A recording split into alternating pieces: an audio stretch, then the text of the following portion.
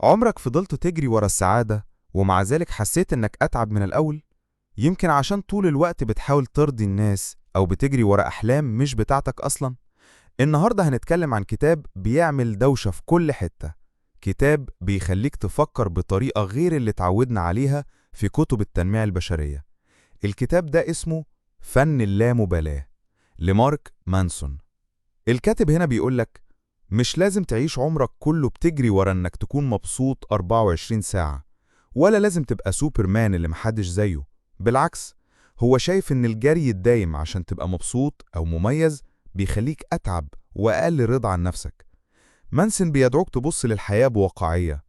الألم، الفشل، الوجع، دول مش عيب، دول جزء من اللعبة. المهم مش انك تهرب منهم، لكن انك تختار ايه اللي يستاهل انك تهتم بيه وتعمل مجهود عشانه، وايه اللي مش فارق وتتعلم تطنشه. الفصل الأول: خلي عنك الإيجابية المزيفة والتميز اللي مش حقيقي. مانسون بيهاجم فكرة إن لازم كلنا نبقى مميزين أو خارقين. هو شايف إن التركيز الزيادة على الإيجابية بيخلي عندك توقعات مبالغ فيها، وده بيخليك تحس إنك ناقص ومش راضي عن نفسك. يقولك لو كلنا بقينا مميزين وأحسن ناس في الدنيا، يبقى كده كلنا عاديين برضو عشان كلنا زي بعض. بيضرب مثال بشاعر وروائي اسمه تشارلز بوكوسكي، اللي عاش حياة مليانة فشل وإدمان، بس نجح في الخمسينات لما استسلم إنه فاشل وبدأ يكتب بصراحة عن حياته. جملته الأخيرة على قبره "ما تحاولش" بتعبر عن الفكرة. ما تحاولش تبقى حاجة مش حقيقية بالنسبة لك، واقبل فشلك. مانسون بيقول إن الجري ورا الإيجابية طول الوقت هو في حد ذاته حاجة سلبية، لكن لما تقبل التجارب السلبية بتبقى دي تجربة إيجابية. مثال من حياتنا: شاب كل يوم يدخل فيسبوك يلاقي زمايله، ده لقى شغلانة قوية وده خطب وده سافر بره، يحس إنه عادي ومش قدهم. بس لما يقبل إنه مش لازم يبقى زيهم وإن كل واحد ليه ظروفه، ساعتها هيرتاح ويركز يعيش حياته على طريقته. الفصل التاني: الألم والمعاناة جزء من الحياة. مانسون بيقول إن المشاكل والتعب حاجة لازم تحصل ومش عيب في الحياة، بالعكس، دي اللي بتخليك تكبر وتتطور. المشاكل جزء ثابت في الحياة. الكاتب بيشدد إن السعادة بتيجي من حل المشكلة، مش من إنها تختفي. لازم تختار المعاناة اللي تستاهل، يعني المشاكل اللي تستحق إنك تتعب عشانها. السعادة بتيجي من حل المشكلة. مثال من حياتنا: ست حامل بتحس بألم جسدي، بس بتبقى مبسوطة بالألم ده عشان هيبقى عندها طفل. ده بيوضح إن الألم ممكن يبقى حلو لو كان وراه قيمة كبيرة. واحد قرر يروح جيم، يرجع بيته مكسر، بس مع الوقت يلاقي صحته اتحسنت، شكله بقى أحسن وثقته زادت. في المقابل، واحد تاني قاعد قدام التلفزيون وما بيعملش رياضة، بعد فترة يلاقي نفسه عنده سكر وضغط. الاتنين بيتألموا، بس الأول اختار ألم ليه معنى، والتاني ألم ملوش لازمة. الفصل الثالث: اختار قيمك ومقاييسك صح. مانسون بيدعوك تفكر فيه ليه بتعمل الحاجات، عشان تفهم ايه القيم الحقيقية اللي بتحركك.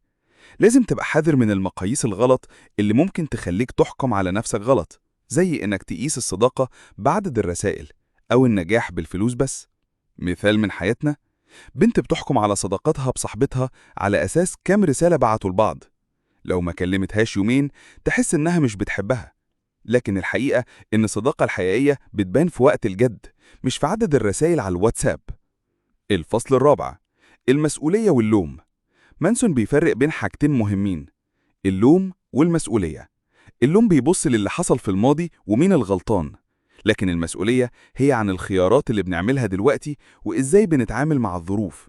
يقولك اللوم حاجة في الماضي، المسؤولية حاجة بتعملها في الحاضر. حتى لو مش انت السبب في مشكلة حصلت لك، انت مسؤول عن ازاي هترد عليها وتتعامل معاها.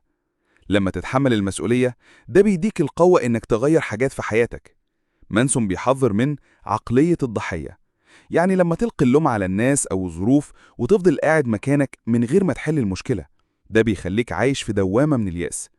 مثال من حياتنا: موظف مديره بيعامله زفت، هو مش السبب في معاملة مديره الوحشة، بس عنده مسؤولية، يا يواجه المدير، يا يطور نفسه ويدور على شغلانة تانية، يا يفضل ساكت ويتعب نفسيا. الفصل الخامس: الموت بيخليك تعيش أحسن. إنك لما تفتكر إن الموت حاجة هتحصل لينا كلنا، ده بيديك دفعة إنك تعيش حياتك بجد وبمعنى أعمق. الموت هو الحاجة الوحيدة اللي متأكدين منها، وعلشان كده لازم يبقى البوصلة اللي بتوجه قراراتنا وقيمنا. لو ما كانش فيه موت، الحياة كانت هتبقى ملهاش طعم، وكل حاجة هتبقى تافهة. الموت بيخليك تفكر، أنا عايز أسيب إيه ورايا؟ إيه الأثر اللي عايز أعمله في الدنيا؟ مثال من حياتنا، لما حد قريب مننا يتوفى، فجأة بنحس إن حياتنا كلها اتهزت. بنسأل نفسنا، أنا فعلا بعمل الحاجات اللي بحبها، ولا بضيع وقتي في مشاكل تافهة ومقارنات على السوشيال ميديا؟ الموت بيخليك تراجع أولوياتك وتعيش بطريقة أعمق وأذكى. مثال تاني، الملازم هيرو أونودا اللي قضى 30 سنة في الغابة بيحارب حرب خلصت من زمان عشان كان متمسك بقيمة الولاء للإمبراطور. لما رجع اليابان ولقاها اتغيرت، حس إن معاناته كلها راحت على الفاضي. الفصل السادس، اعمل حاجة وخلي التحفيز يجي لوحده. مانسون مش مع فكرة إنك تستنى المود أو التحفيز عشان تبدأ تعمل حاجة. هو بيقترح مبدأ اعمل حاجة. ابدأ أي حاجة حتى لو صغيرة، والإلهام والتحفيز هييجوا وراك. الفعل مش بس نتيجة التحفيز، ده كمان سبب يخلي التحفيز يجي. المبدأ ده بيساعدك تتغلب على التسويف، ويخلي الفشل مش مزعج قوي، عشان بتبقى شايفه جزء من الطريق للتقدم.